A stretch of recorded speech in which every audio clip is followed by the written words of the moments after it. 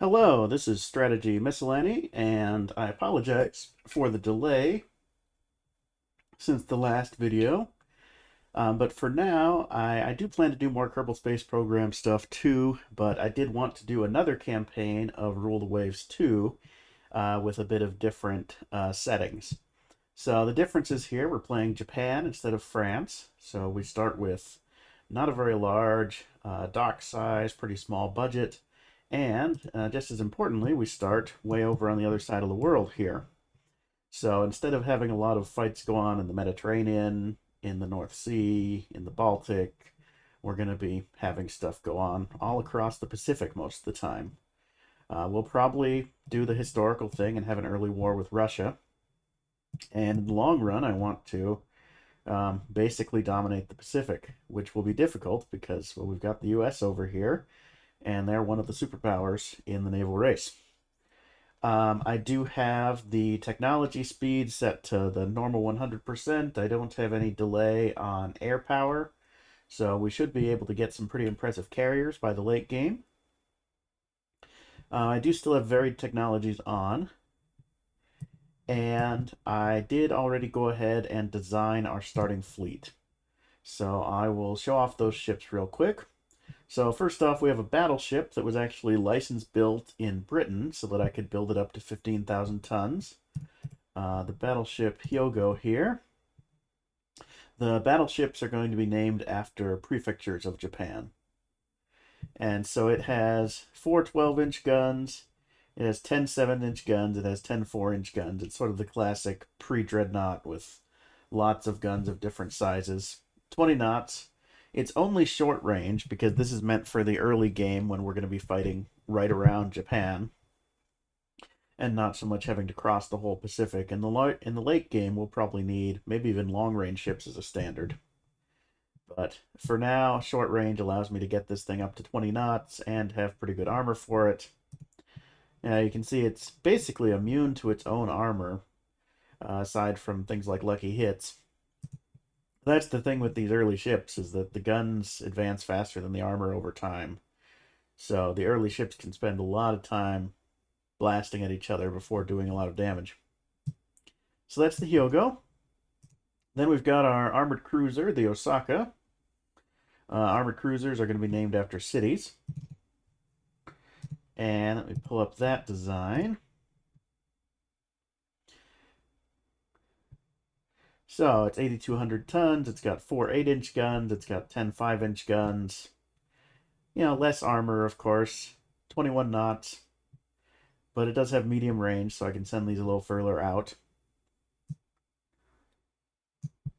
And then we've got the Tozawa, which this is our light cruisers. They're going to be named after lakes in Japan. And you can see here, it's got 4 5-inch guns and 6 3-inch guns and a bunch of torpedo tubes, submerged torpedo tubes, so that it can do some work that way too. A little bit faster, fairly light, and cheap enough that I was able to build 4 of these. Another change I made is I'm using the largest fleet sizes. At the start, with Japan's small budget, that doesn't actually mean all that much, but as the game goes on, we'll have some pretty impressive numbers of total ships going on, which should help ships compete better with land-based air and make that a little bit more balanced. So lastly, of course, we have our destroyers, the Kuroda class. These are all going to be named after Japanese prime ministers. And you can see it's got a couple of 4-inch guns and 4 torpedo tubes. Goes 24 knots. No armor, of course, because it's a destroyer, except on the conning tower. And not very fast yet. Only goes 24 knots. In the future, we'll have proper fast destroyers, but this is the early days. And so most of our fleet is in Northeast Asia, in our home region. We do have the colonial possession of Taiwan, or Formosa. So we do have an armored cruiser, a light cruiser, and 2 destroyers in that sea region instead.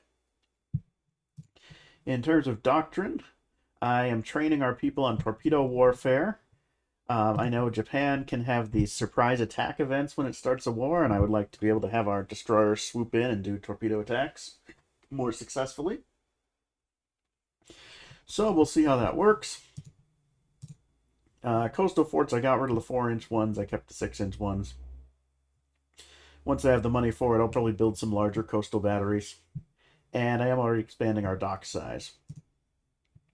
So the idea with this game is that I want this campaign to be a little bit faster for everyone to watch.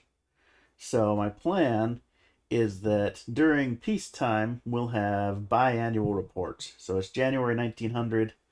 The next biannual report will be January 1902, 1904, and so on. And during wartime, we'll have monthly reports, but I think I will skip a lot of the smaller battles. I won't actually show them. I'll only show the interesting, exciting battles um, in order to keep the series moving a little faster. That's the idea. In terms of intelligence, I've got some on the Russians because they're right next door. I've got a little bit on the British because I think they have the highest technology. And I am barely keeping within the budget right now. And actually, I forgot to increase the research rate, which I need to do.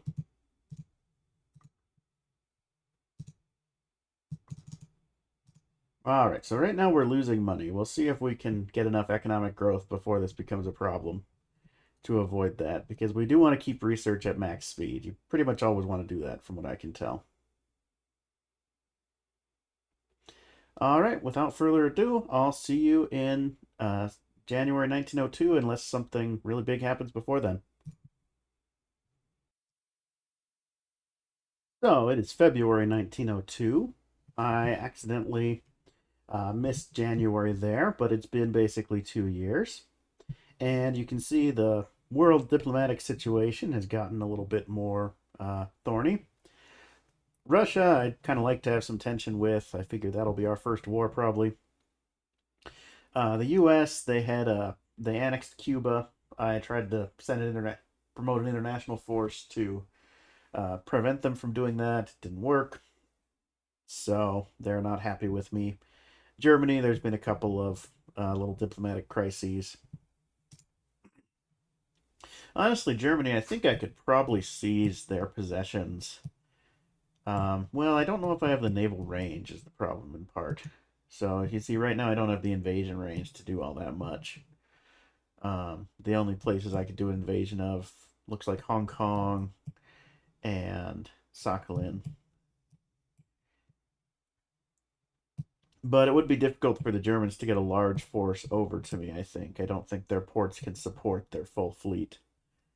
So that would be an interesting sort of colonial war, really, because neither of us could really harm each other's home territory very well, I don't think.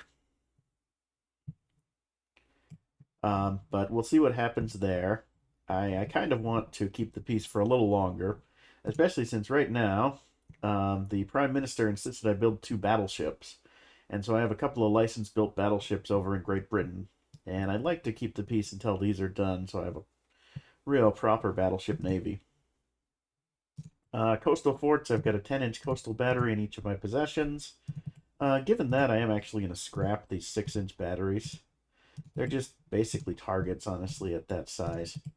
And I'm going to replace them with some more 10-inch batteries once I have the budget. Submarines have not been invented yet. Aircraft, of course, are a long way away. And so I will continue with the construction build-up.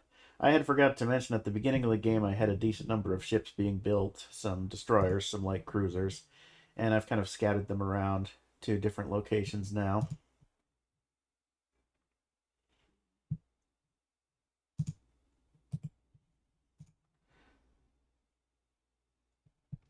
So I will get back to you in January 1904 unless something happens before then.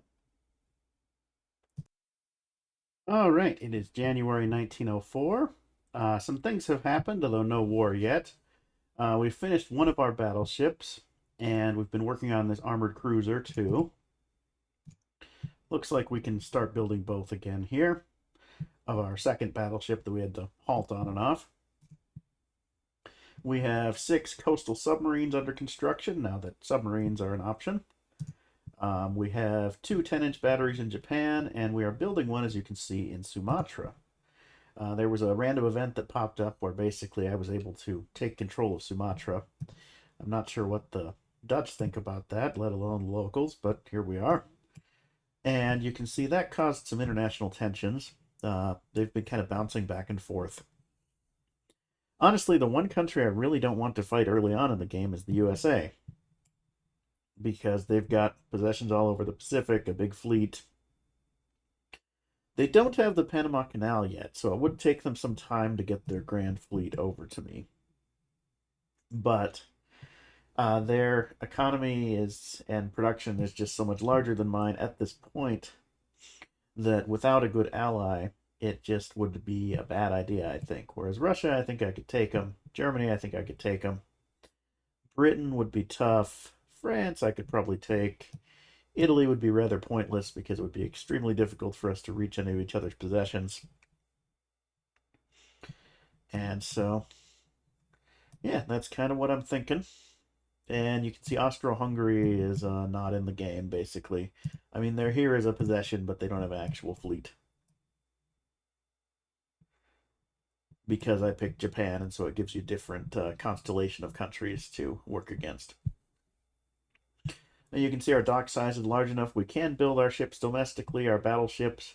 But actually, I think next to your update, it will be time for some redesigns of a new model of ship. Might be time for a new model armored cruiser or even battleship of some sort. Although our technology hasn't advanced that much, so we might hold off on that until 08. Anyway, I'll see you in January 06. All right, it is January 1906. The Prime Minister has demanded even more battleships, and so I decided it was time to have a domestic design, something that we could build in our own dockyards. And apparently it even counts as a dreadnought, although I don't know if I would classify it that way. I'll show you the design here. This is the Kagoshima. And you can see it's got 4 11-inch guns in individual turrets, because I had an event pop up that said individual turrets seem to be more efficient than double or triple turrets. I think that has to do with the varied technologies concept. It goes 21 knots. It has a medium range, so I can actually send it all over the place. 16,800 tons, lots of armor. 12 6-inch guns, 10 5-inch guns, so a whole swarm of smaller guns on there. No torpedo defense, unfortunately, because it hasn't been invented yet. I do have some extended armor, kind of just in case. And so hopefully this will be a heavily armored kind of battering ram that can stand up to any sort of large ship. Because I think war with Russia is coming. And you can see the tension is right up here. If it gets a little bit higher, the war will break out. I think I can take them. So we'll see if that happens before January 1908. Otherwise, I'll see you then. I guess also I built some submarines, built some coastal fortifications. I now have 2 in Formosa and 3 in Japan, 1 in Hokkaido and 1 in Sumatra, and some of them are even 11-inch. So we'll see how this goes.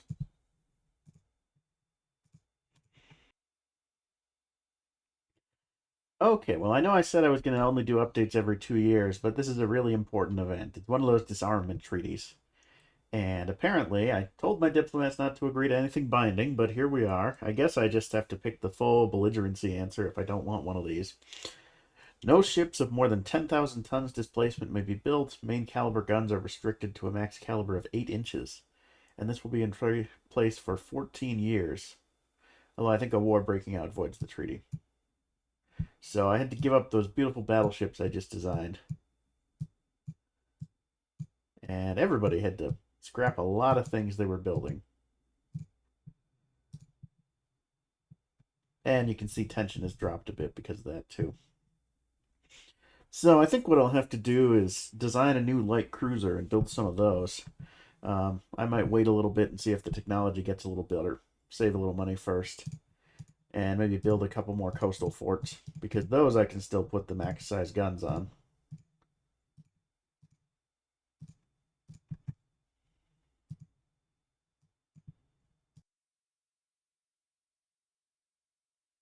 All right, it is January '08. The Prime Minister came to me shortly after that naval treaty and said we needed 8 new cruisers building. So I decided I needed a new light cruiser design to make that work.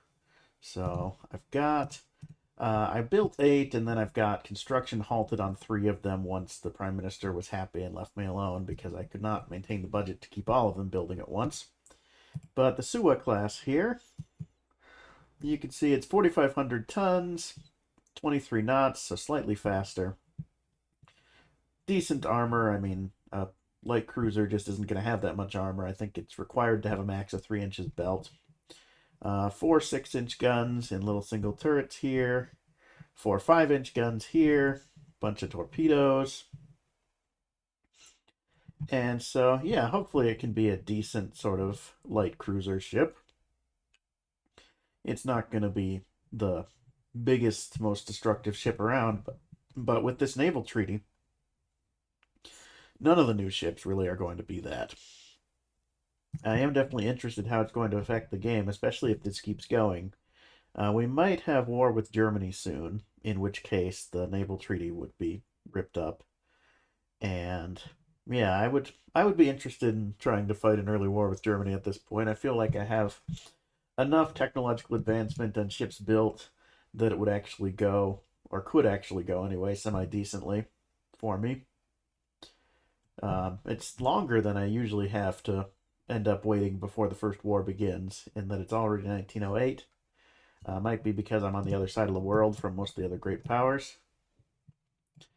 But yeah, I think I'll call the episode here. We're 8 years in. And thank you very much for watching, and have a great day.